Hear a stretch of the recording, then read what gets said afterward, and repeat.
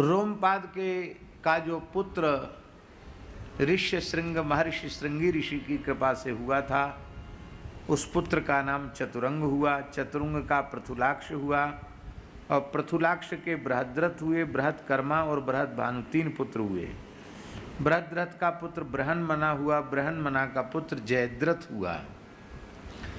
जयद्रथ की पत्नी का नाम संभूति था। उसके गर्भ से विजय का जन्म हुआ। ये जयद्रथ, वो जो जयद्रथ है उससे ये भिन्न है। विजय का धृति, धृति का धृतव्रत, धृतव्रत का सत्कर्मा, सत्कर्मा का पुत्र अधिरथ, और अधिरथ को कोई संतान नहीं थी।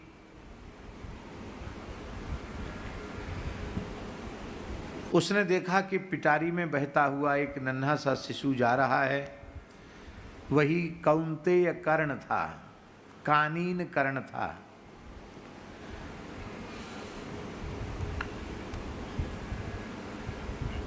अधिरथ ने उसे अपना पुत्र बना लिया। यहाँ जहाजी जो अधिरथ की परंपरा है वो परंपरा सूत की नहीं है। वो चंद्रवंशी क्षत्रिय ही था अधिरथ। किंतु हमको ऐसा लगता है कि वह सूत कर्म करने लग गया होगा, इसलिए अधिरथ की सूत के नाम से प्रसिद्धि हो गई। क्योंकि वंश परंपरा जो बोली जा रही है उस वंश परंपरा के अनुसार ये सिद्ध नहीं होता कि वो सूत जाति का था। सूत किसको कहते हैं? रथ चलाने वाली, रथ हाँकने वाली एक जाति विशेष है, उसको सूत कहते हैं। ये सूत विलोम सांकर्य से निर्मित जाति है। वर्ण संकरता 2 प्रकार की होती है, एक अनुलोम सांकर्य और एक विलोम सांकर्य। विलोम सांकर्य में उच्च वर्ण की माता हो और उससे निम्न, उससे छोटे वर्ण का पिता हो, तो उसकी जो संतान होगी वो विलोम होगी। और उच्च वर्ण का पिता हो, निम्न वर्ण की माता हो, तो अनुलोम सांकर्य होगा। दोनों ही प्रकार के सांकर्य निंदित हैं, पर विलोम अधिक। तो ब्रह्मण्याम क्षत्रियात् जातः सूत इत्यविधीयते। ब्राह्मणी के गर्भ से क्षत्रिय के द्वारा उत्पन्न जो संतान है वो सूत है। तो इस प्रकार की बात अधिरथ के बारे में कहीं से कहीं भी सिद्ध होती नहीं है। इसलिए वह सूत जाति का नहीं था, सूत कर्म करने वाला था, ड्राइवर था, रथ हाँकने वाला था, इसलिए उसको सूत कह दिया गया। और उसके यहाँ पोषित होने के लिए सूत पुत्र ये कर्ण को कहा जाने लग गया। कर्ण बड़ा भारी वीर था, धर्मात्मा था, दानवीर था कर्ण। लेकिन इतने दिव्य गुणों से युक्त कर्ण का नाम सत्पुरुषों की श्रेणी में नहीं आया। बहुत ध्यान से सुने ये बात। पूज्य श्री प्रभुदत्त ब्रह्मचारी जी ने एक पुस्तक लिखी।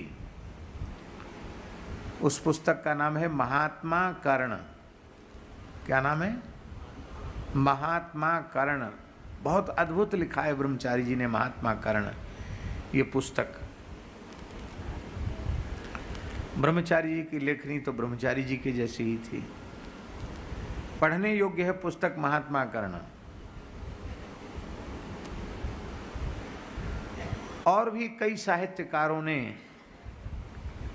कर्ण को खूब महिमा मंडित किया है, पर पूज्य गुरुदेव श्री भक्तमाली जी महाराज कहते थे कि इतनी सब विशेषताएं होने के बाद भी दानवीर था, ब्रह्मण्य था, सत्यवादी था, जितेंद्रिय था, शूरवीर था, क्या नहीं था।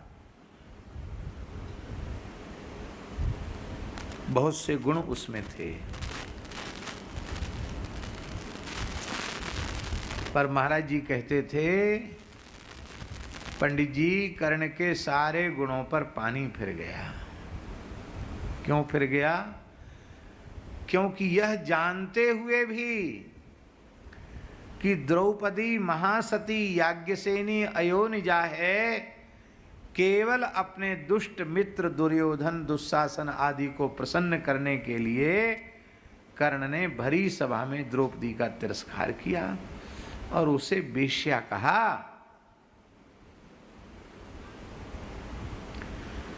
तो महाराज जी कहते थे केवल भक्तापराध लगाओ उसको, और भक्तापराध के कारण सारे गुणों पर पानी फिर गया। और बोले महात्मा कर्ण इतना बड़ा महात्मा था तो भक्तमाल में नाभाई जी ने नाम क्यों नहीं लिया?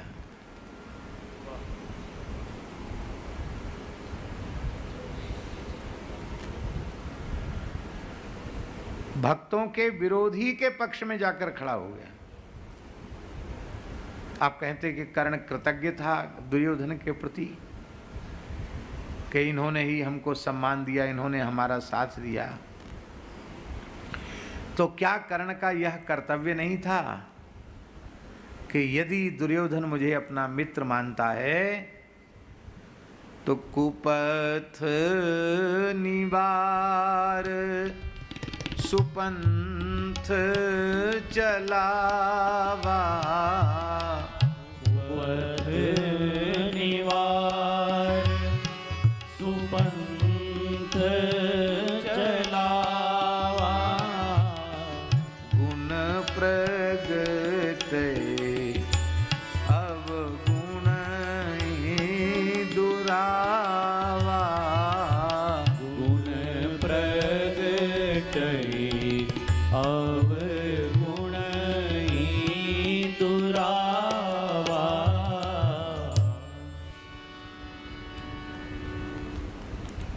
एक बार भी समझाने का प्रयत्न किया उसने?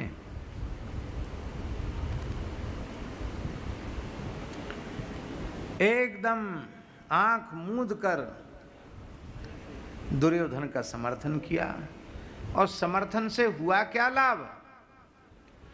100 में से एक भी तो नहीं बच पाया। 100 के 100 विमोत मारे गए, खुद भी विमोत मारा गया। क्या हुआ? इसलिए यह शिक्षा हम लोगों को लेनी है, किसी भी परिस्थिति में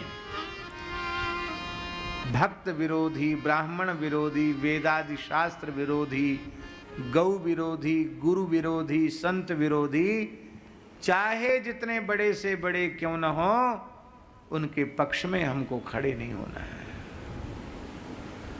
अपितु ऐसे दोषों से ग्रसित अपना कोई निकट से निकटतम व्यक्ति हो तो हाथ जोड़ लेना, भैया हमारा तुम्हारा भी यहीं तक संबंध था, राम राम, क्योंकि तुम्हारे संपर्क संबंध के कारण हमको भी नरक में जाना पड़ेगा। अपराधी का संग नहीं करना, अपराधी से दूर रहना। क्यों? मनु महाराज कहते तत्संसर्गी च पंचमा, तत्संसर्गी च पंचमा। 4 महापाप गिनाए और अंत में कहा इनके संपर्क में रहने वाला 5वां महापापी है। तो पापी मनुष्य का संपर्क रखना ये भी पाप है।